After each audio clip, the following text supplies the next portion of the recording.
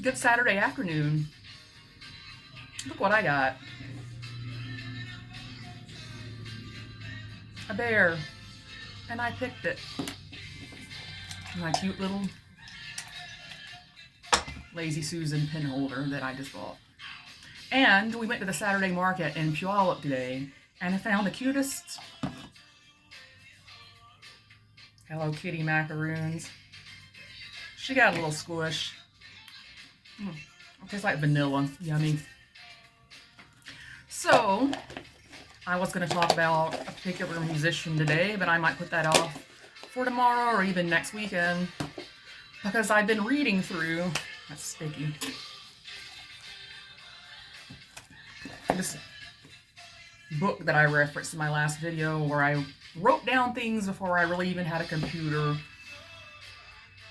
to type out stories and save them. It's a certain, variety of discs over the years. Of course, they've gotten better. Some of the discs are not compatible with anything anymore, so that's a lot of lost work, unfortunately, but it is what it is.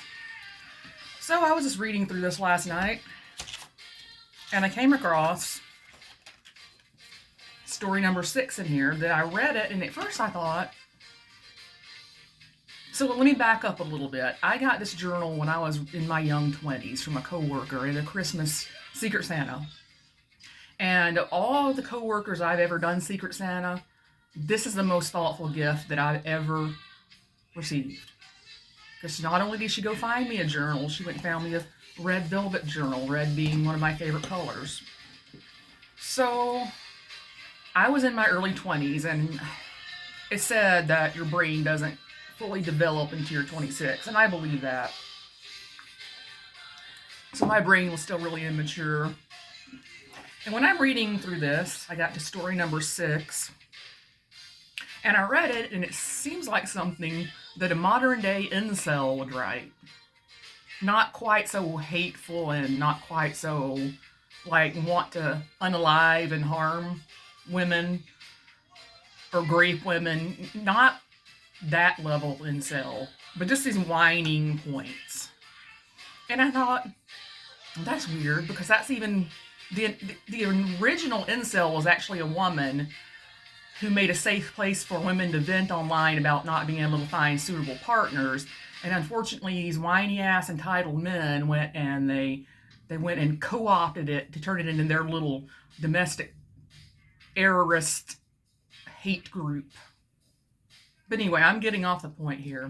And then I read it, and it was about somebody walking into a college class that's not like a math class. It might be like an teacher education program class, some kind of class where the students interact a lot, and how annoying all these women are, blah, blah, blah.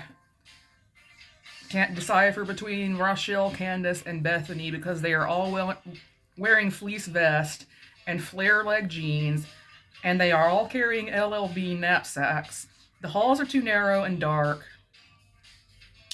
The rooms are built so students have to sit elbow to elbow, sharing both stories and germs, chatter, the never-ending chatter, centers around 3 subjects: weddings, trips to the beach, and diets.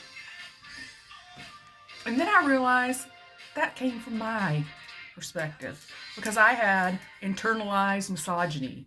If you don't know what that means, it means you hate women because society, which is run by men, have taught everybody to hate women. And I've had to unpack a lot of internalized misogyny. I was just talking to James this last night about this. I had to unpack so much internalized misogyny. And not being pitted up against women is something that I had to learn how to do, and want to be behind women's backs, which is a place I finally got into. But I remember I wasn't really like a pick-me woman. I was more like a log, not like the other girls. That was me. And in a way, I'm not like a lot of people. Everybody's different, I get it, but I just was always kind of like an odd duck, like Graham in Thrice. But I realized that, yeah, I just had to get out of that mindset, and it's been a lot of work. And I've intentionally worked on myself that way, and also with the inherent racism, and everybody's gonna probably get mad, but all whites are. Obviously, there's a scale, but because it's ingrained in us, it wasn't our fault, but we are. So I've kind of worked on that as well.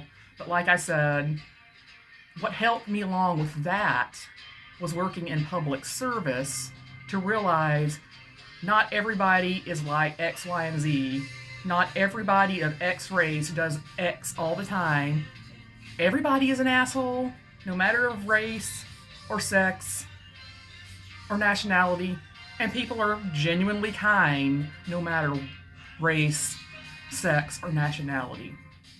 We are all on this vast scale of bad, good, on a large scale. It's not just like black, white. It's not like A, Z, and no in between. There's plenty of in between. And you got most of your stereotypes from television. And the 1950s housewife that everybody thinks was actually reality was actually not. All that 1950s housewife stuff was from ads. It didn't exist. It wasn't real. Anyway, I got most of my coloring books, all my crayons and markers, I got them all sorted. And it took a minute, but I got it. And the only thing that I'm missing is a bag of the multicolored Sharpies. They must have moved along with something other than my art supplies, but I'm sure I'll come across them. And this darn thing, I'm still putting pegs in. And unfortunately, I just don't have the number of the same color of pegs to accurately depict how the 23rd century United States looks like as far as its territories, and I'm not buying another 10 pack or another whatever 300 pack of these pegs for $10 because I've already bought 2 packs. So this is already like a $40 toy when it started off as a $20 toy. So I'm just going to finally just fill the whole board with all the pegs and just have a mosaic of colors that I can then turn on like a little lamp. Everybody have a good one.